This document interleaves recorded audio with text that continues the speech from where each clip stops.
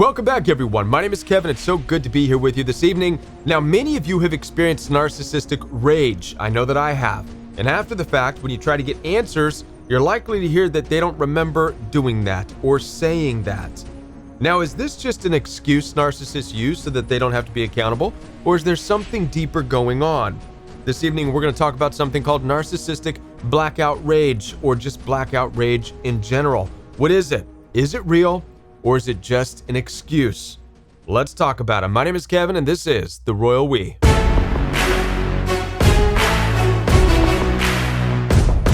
First, let's check out a video that I found on TikTok. This is an interesting one. Let me know your thoughts. I'm a recovering narcissist, and the reason that narcissists struggle to make people feel loved is because they don't know what love feels like themselves. The existing narrative on the internet is that narcissists are these dark characters that are walking around looking for someone to prey on and to chew up and then spit out. But a better analogy is that a narcissist is out there trying to play checkers when everyone else is playing chess. They don't actually understand how love works. They have an autism of the heart. And so before we call someone a narcissist and say how much they suck, maybe we could try and help them. I'm a recovering. All right, so here's my thoughts on this. Number one, this person comes across as about as narcissistic as a teddy bear. I'm not even sure what a recovering narcissist actually is. Is there such a thing? Because I was under the impression most narcissistic people don't go in for recovering. They don't believe they need any recovery. If that's the case, this is the most empathic narcissistic person I've ever come across. Secondly, I do like the analogy that narcissistic people are predatory monsters, and it doesn't matter if they're playing chess and people are playing checkers, or people are playing checkers and they're playing chess. It doesn't matter. It's all games, and it's all a bunch of baloney. You don't want to be in any relationship with anybody who looks at the world as a game, especially when it comes to relationships, because it's not a game. This is your life. And when it comes to love, listen, if somebody doesn't know how to love you, then don't be with them.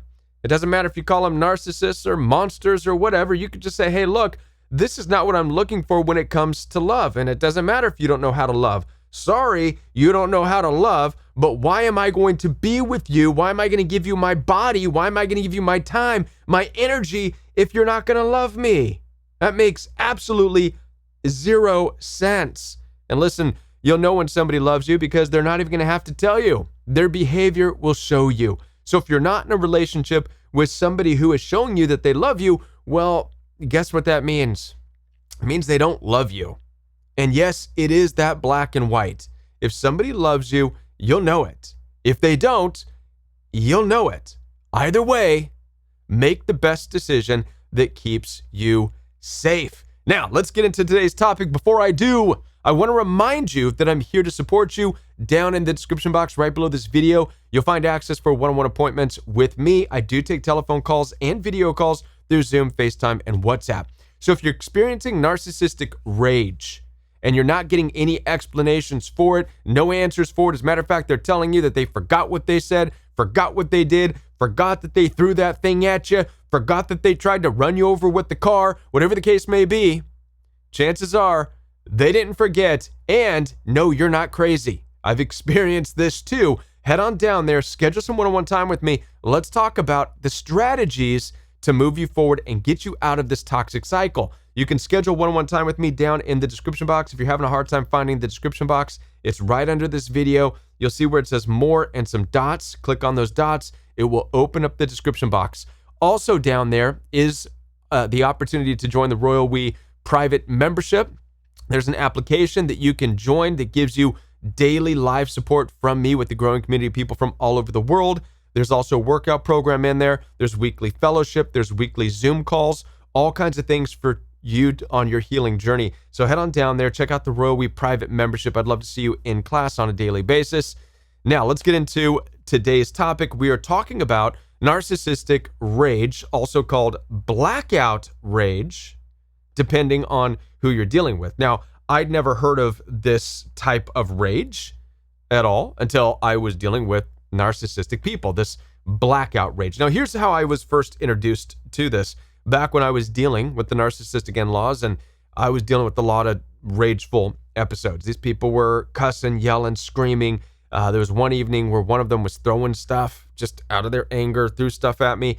Now, out of my empathic patience, I didn't respond right then and there, because when you're dealing with violence and hostility from people, it's best to try to let the atmosphere calm down. It's either that or you pick up a weapon and you start knifing each other, right? But that's not a good idea, because then everybody goes to jail, right? Someone dies, someone goes to jail. It's not worth it. No narcissistic person is worth it. So if they happen to lash out, yell at you, scream at you, throw something, punch a hole in the wall, whatever, the best thing you could do is to get yourself out of the situation, get yourself to safety. Either run to a neighbor, jump in your car and leave. That's what I did. I just left. I got the heck out of there. I'm not messing around with people who can't control their temper, act like giant 5-year-olds, throwing things. All right? But now here is the most interesting part, is that later on, after the dust settled, I had to go back, and if I'm ever to feel like I can trust these narcissistic, rageful people, I need some answers, right? And I'm sure you feel the same way. How are you supposed to go into and continue a relationship with family members or friends or someone who says they love you, a boyfriend, a girlfriend, or ex, if they're throwing things, if they're punching holes and stuff, if they're yelling, screaming, and cussing? You need some answers. You need to understand what it is. And by the way, the reason you want to know why they're acting like this is so that maybe, just maybe, you can keep away from certain triggering words that you might say. At least that's what I wanted to know. Back when I was dealing with them, I tried to reach out in effort to say, hey, look, this is what happened. You were clearly upset. You were throwing stuff. What happened? Why did this happen? I wasn't asking so I can provoke them. I was asking because I want to make sure I don't say that thing again. I want to make sure what happened, right? By the way, this was before I realized that narcissistic rage isn't caused by you.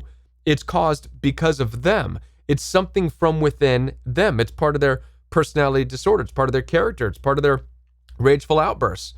As I look back, listen, I'll say this with 100% certainty. If you don't know what you did wrong, then it probably means you did nothing wrong. Chances are you were standing there smiling, having a good time, which ignited the narcissistic person's rage. Why? Because they're not the one in control of your happiness in that moment. And that's enough to provoke them. All right? So if you have to look back and say, I really want to know what I did, let that be the number one answer that you need to know, which is you did nothing. It wasn't caused by you. And narcissistic rage isn't caused by you. But nonetheless, I asked this person, hey, you're throwing stuff. Everything okay? What happened? The response I got, you ready? I don't remember doing that. Did I do that? Did I throw something? I would never do that. I would never throw anything. Never. Oh my gosh. How many of you have heard something like this from a narcissistic person that you've dealt with? Whether they've lashed out at you with their words, picked up some kind of a weapon, threw it at you, right? Tried to, hit the wall, just acted nasty like giant toddlers, only to come back a couple weeks later when you're trying to clarify what happened and they said, I don't remember. Did I do that? That doesn't sound like me. I would never do anything like that, right? This particular person that I spoke with, after I reminded them, said, yeah, you did it. And I elaborated on the situation and the context. And they were like, oh, well, I honestly don't remember. Because once I explained the context and the situation and I brought it back into reality and I said, yep, this is what happened. This is who was there, and they saw it too. This person went into, you know what? I forgot about it. I can't remember it. It's like a blackout. This is the first time I ever heard this phrase. It's a blackout. And I remember asking them back, like, a blackout? Like, what do you mean? Like, you can't remember? You don't remember? And they started to get upset with me and say, Kevin, it's, I was in this place. I was in a dark place in my life, and it's scientific. It's a known psychology fact that, people who are having a dark time, you can forget things and this and that. And I'm thinking, oh, okay. So this was my first experience of a narcissistic person trying to explain a blackout rage. So now I wanted to look deeper into this because I've heard this come up from other people as well. Dealing with narcissists who have these blackout rages, these rageful experiences to where they don't have to remember it, they don't remember it. Is it real? Is it a bunch of baloney? So I looked up this blackout rage online, and let's talk about what this is. All right, it says here, blackout rage refers to a state where extreme anger leads to a temporary loss of memory and awareness. So extreme anger leads to a temporary loss of memory or awareness. Now, this is really interesting because what it means is that anger is what's leading. The anger somehow takes over and dominates memory and awareness. You see, most of us, especially empathic people, we don't lead with anger. We lead with awareness. We lead with memory. This is why we stop. This is why we pause. This is why we think before we speak. Chances are that's what you do. You think about the words that are about to come out. How's it going to affect them? How's it going to affect me? How's it going to affect you, right? You're thinking of these things because you're leading with awareness, situational awareness. It sounds like this rage blackout applies to people who don't lead with awareness. It's almost like they're unconscious. They lead with anger, right? So it's the opposite. And then the anger controls the awareness, whereas our awareness controls our anger. With rage blackout, the anger controls the person's awareness. Sounds weird. And this is why I'm not sure I can even buy it. Because it's like, how can you do something but then not remember? Well, let's continue. All right. It's often associated with alcohol consumption, but can also occur due to other factors like borderline personality disorder. Okay, well, there you go. So it's part of a personality disorder. All right. Borderline personality disorder or intermittent explosive disorder. During a rage, blackout individuals may act impulsively and violently without remembering the event afterwards. Now, a couple of things here. Number one, with the alcohol, okay? I would not associate anger as being a consequence of alcohol. I've made a video talking about this, how narcissistic people will use alcohol as the justification or the reason for their narcissistic abuse. Rageful people use alcohol for their excuse. In other words, alcohol is just a crutch. Now, we all know that alcohol doesn't make everybody violent, doesn't make everybody angry. I've had drinks in my life. I'm sure many of you have had drinks in your life too. Did you go out and violently attack people? No, chances are you didn't. Why? Because alcohol does not make people rageful. Now, rageful, angry people can take alcohol, which then becomes their justifiable excuse, right? There's an old saying that, people's true intentions come out with alcohol. What does this tell you? Well, it says that alcohol is not the problem when it comes to rageful, violent people. The problem is that they're rageful, violent people drinking alcohol. And they believe that the alcohol somehow gives them a crutch. This is why a lot of narcissistically abusive people, a lot of mean, nasty, bullying people are alcoholics. They've discovered that so long as they can keep putting drinks in their system, well, now they have an ongoing excuse. It's the alcohol. It's the alcohol. It's just another form of not triangulation, but it's passing off the accountability. It's a way to not have to be accountable. They might even go to church and start saying, I have a problem. My problem is with alcohol. Every time I drink, I become this violent, rageful monster. And I start yelling and screaming at the kids, at my wife, at my girlfriend. Right? Well, guess what they're doing? They're taking it off of themselves and they're putting it on the alcohol. They're trying to make the alcohol the problem instead of themselves. It's projecting. Narcissistic people can project their rage onto alcohol. Wow. You see, so narcissistic people don't just project onto people, they project onto inanimate objects like alcohol. It's the alcohol's fault. All right. So I don't buy the whole alcohol argument. Angry people are angry people. Narcissists are narcissists. Now, I would say that it talks about borderline personality disorder. Okay, that makes sense. So people with borderline personality disorder can suddenly lash out in anger. Now we're getting into a personality disorder, and they can forget about it. It's the forgetfulness part that really gets to me, though. I'm still having a hard time with this rage blackout. I mean, why? It makes no sense to me. These types of personalities are insanely intelligent. They really are. As a matter of fact, the narcissistic people that I was dealing with, the in-laws I was dealing with, the one that raged and threw things at me went to college to become a child psychologist of all things. God help the children, right? Not because this person has empathy, but she learned about empathy within college, and now she's dealing with kids. It's like, wow. Okay. You have to have a mind like a steel trap, right? To be able to go through all the college education and to take the tests and to pass them.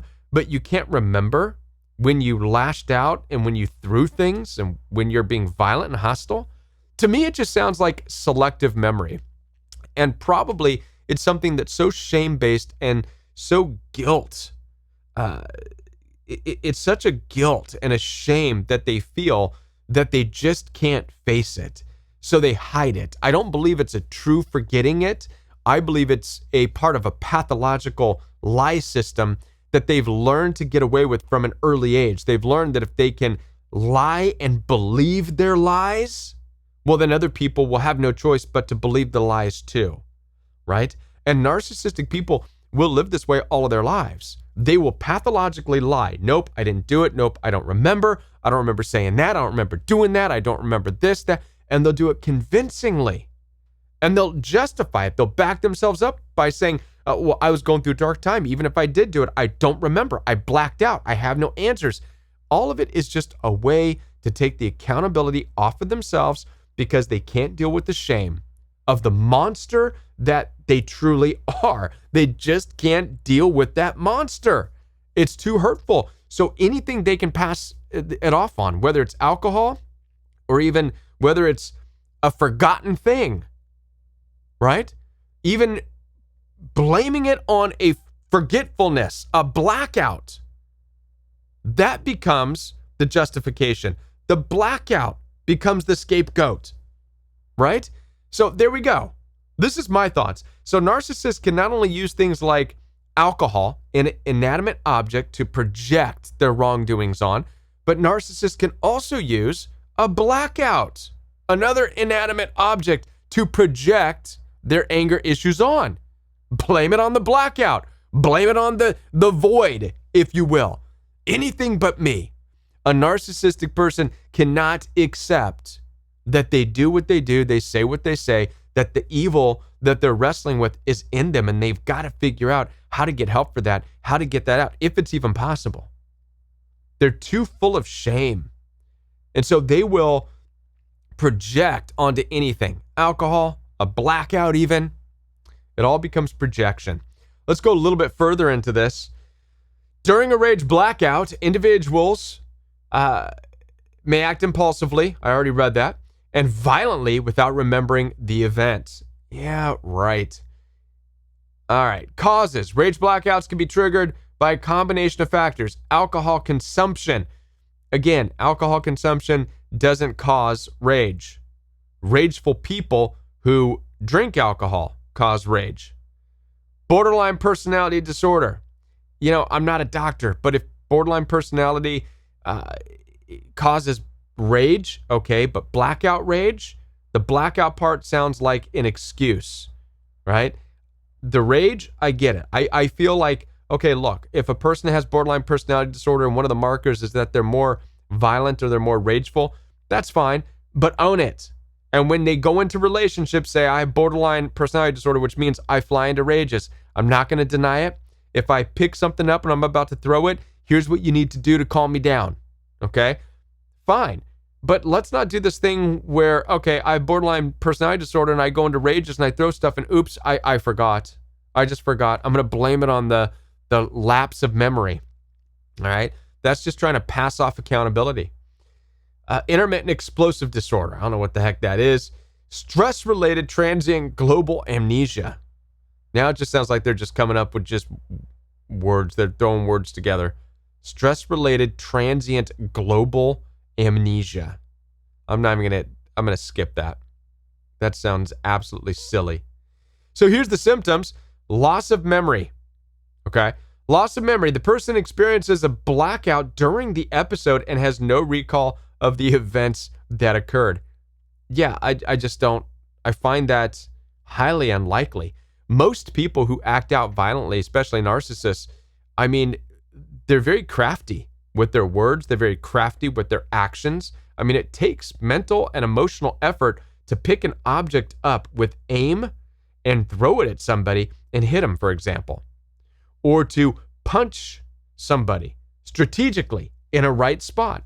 Or to maybe pick up a weapon and to unsheath it. Or to pick up a gun and load it, put something in the chamber. You're going to tell me they do all of this stuff, possibly, right?